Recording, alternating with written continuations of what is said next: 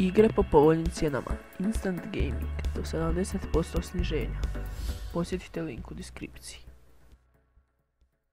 Throw it up. Start twerking like Miley. Twerking like Miley. Pozdrav svima ljudi, dobrodošli u novi klip. Danas ću da vam pokažem kako da koristite prenosnu memoriju, odnosno USB flash SD karticu kao RAM. Nije bukvalno kao RAM, ali ubrzava mnogo kompjuter.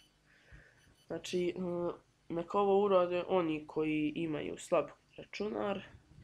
Da krenemo, uđete u moj kompjuter. Evo, ja imam ovaj virtualni disk, on je kao prenosna memorija 2 terabajta. Sada idete desni klik, mora da vam bude formatiran, ja sam ga već formatirao.